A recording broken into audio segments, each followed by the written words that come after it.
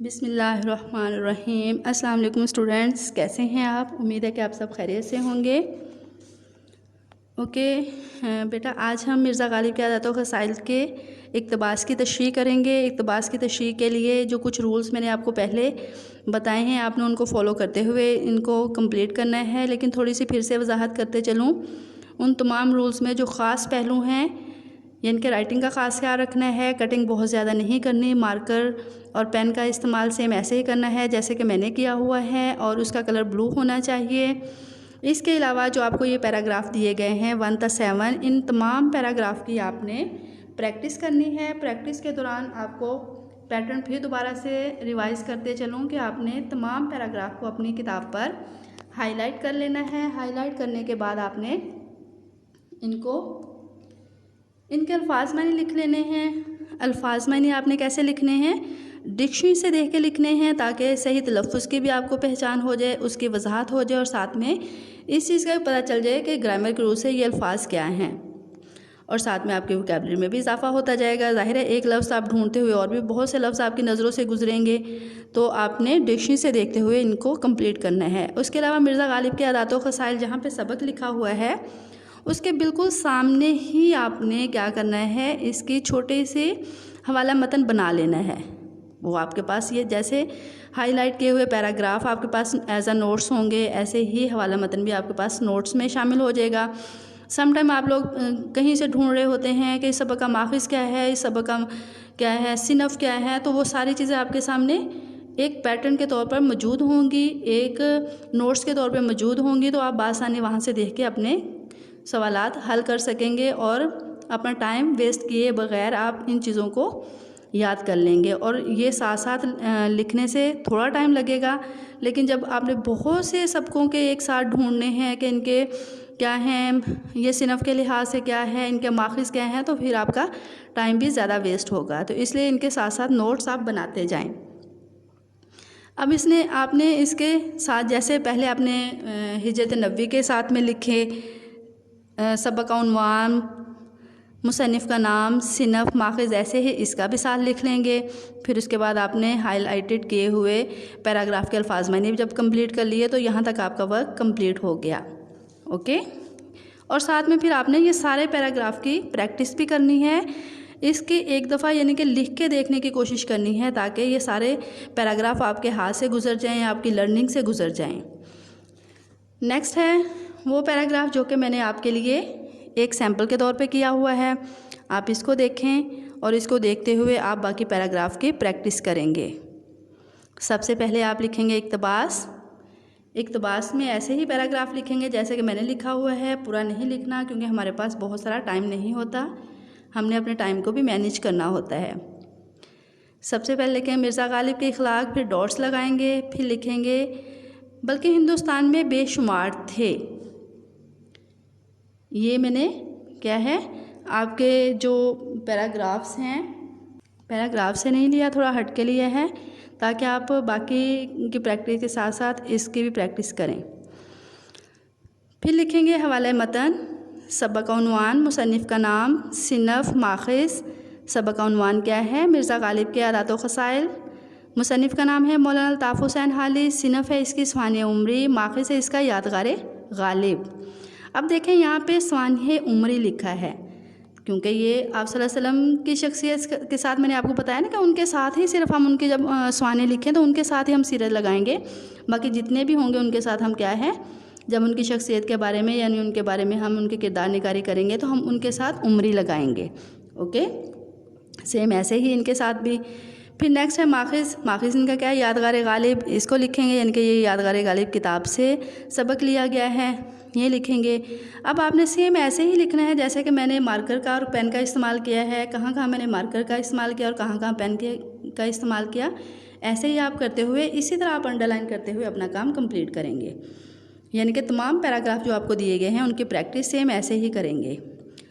फिर आप लिखेंगे ख़त कशीदा अल्फाज के मायने। सेम ऐसे ही दरमियान में, शुरू से नहीं लिखना, बिल्कुल सेंटर से लिखना है। फिर अल्फाज और मायने लिखने के बाद पहले आप साथ साथ ही अल्फाज और साथ साथ ही मायने लिखते जाइएगा। ऐसा ना हो कि आप अल्फाज कुछ और मायने कुछ लिख रहे हों। वसी, खुला, कुशादा पेशानी, खुश मिजाजी, हंसमुख, बाग बाग होना, बहुत ज़्यादा खुश होना, गमगीन, गमज़दा, मिल्लत, कौम।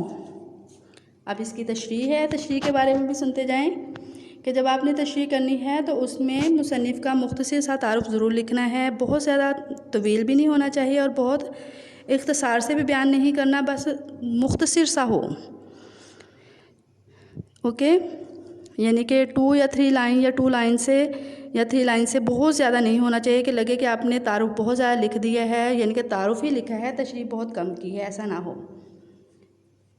लिखेंगे, हाली के असलूब बयान की सबसे नुमाया खूबी मदानिगारी है। इनकी नसरों में इत्दाल व तवाज़ुन का ख़ास ख्याल रखा जाता है। अब देखें, यहाँ से ही साथ से ही मैंने जो तशरीह लिखी है वो साथ से ही शुरू की है, इसको मैंने अलग पैराग्राफ नहीं बनाया। ऐसे ही आपने साथ से ही शुरू करनी है, अलग से पैराग्राफ इसका नहीं बनाना। ओके, फिर आप लिखेंगे, ज़ेरे तशरीह इबारत में मुसन्निफ़ बयान करते हैं कि मिर्ज़ा गालिब खुदादाद सलाहियतों के मालिक थे।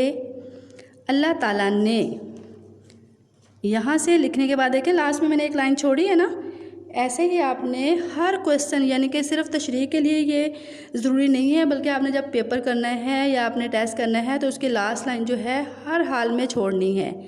उसको छोड़ते हुए फिर नेक्स्ट लाइन में आपने चले जाना है, यानी कि नेक्स्ट पेज पे चले जाना है। इस लाइन पे आपने नहीं लिखना। जब आप बार बार इसको प्रैक्टिस करेंगे तो आप फिर इसको छोड़ने के भी आदी हो जाएंगे। ने इन्हें बहुत सी खूबियों और औसाफ से नवाजा था।